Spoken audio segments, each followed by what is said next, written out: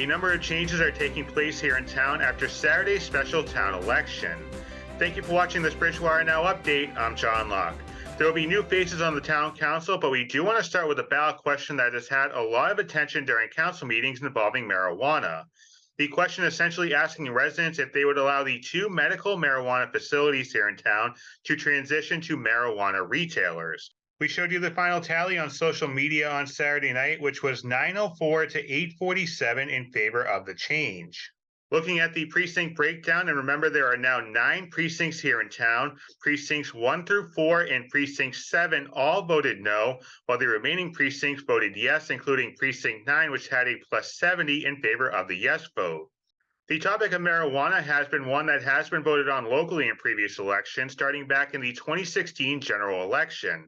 The state voted yes on legalizing it, while in Bridgewater it was a no vote by 158 votes. In 2021, there was a vote that asked residents if they would support the retail sale of recreational marijuana, and that had a yes vote with a final tally of 1079 to 798.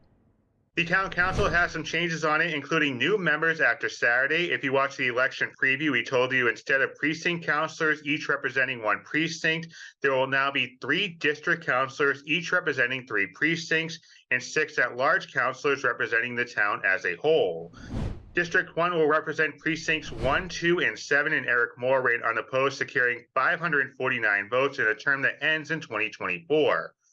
District 2 will represent precincts 5, 6, and 8, and this didn't have any names on the ballot, but Mark Lindy did have the most write-in votes, just 1 more over Bradford McKinnon. That term ends in just a few months, and District 3 has precincts 3, 4, and 9, and current council president Fred Chase retained his seat with 407 votes. There was a contested race with 3 people running for 2 seats in a 2-year term.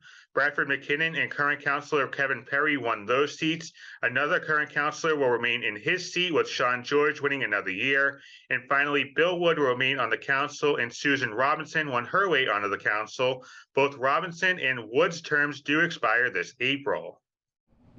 In sports, the BSU men's basketball team has had one of the hottest starts to a season in program history, with an 11-3 mark through their first 14 games.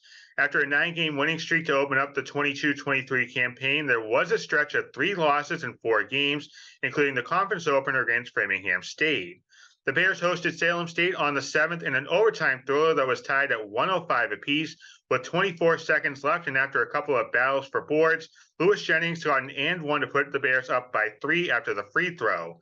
The Vikings' inbound attempt was cut off, giving the Bears the 108-105 win. With the exception of a Saturday non-conference game, BSU has all conference games ahead of them for the rest of the schedule.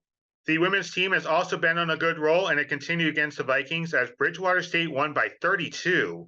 4 players for Bridgewater State finished in double figures, led by Aaron Rice, who had a game-high 22, including 5 of 8 from the three-point line. BSU was a plus 10 in assists and a plus 24 in rebounds. The Lady Bears picked up their 11th win of the season in a non-conference matchup with Wheaton, and it's all conference games through the end of the season for the Lady Bears.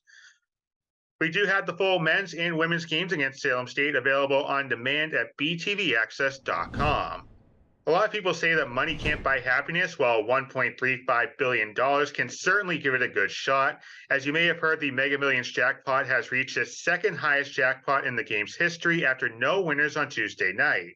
However, 2 people here in the Bay State did win $1 million, and if you are the lucky winner coming up on Friday night, you'll have 2 choices for your winnings, which is $1.35 billion over 29 years, or a lump sum option, which comes out to just a mere $707.9 million. The next game is on Friday the 13th, but that could actually be a good thing according to Mega Millions, as 6 jackpots have actually been won on a Friday the 13th. Who knew?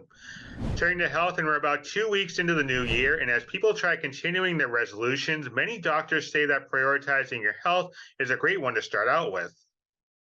As a primary care physician, I would encourage everyone to put their health first as a New Year's resolution. And the good news is that it's one resolution we can keep simply by making a doctor's visit. And so many resolutions can be based from that: losing weight, eating better, but at least we'll know where we're at There are several routine medical screenings that adults should be keeping up with in the new year. Something as simple as a blood test can detect high cholesterol, which a lot of people may not know they actually have. Getting your cholesterol checked can let you know if you need changes to avoid serious health issues like a heart attack or stroke. When it comes to diabetes, keeping tabs on your blood glucose levels is important to show if you have any risk of developing the disease. Knowing if you have prediabetes is crucial so you can make lifestyle changes to prevent or delay the onset of diabetes. A visit to your doctor can also help you stay on top of cancer screenings. An example being people with an average risk of colorectal cancer should start getting colonoscopies at age 45. The biggest thing to note, though, is that people shouldn't put off going to the doctor, even if they haven't reached specific health goals yet. My patients often wait because they want to quit smoking or they want to lose weight before they see me, or they're not ready. And what I often encourage them is to say, look, those are long standing goals.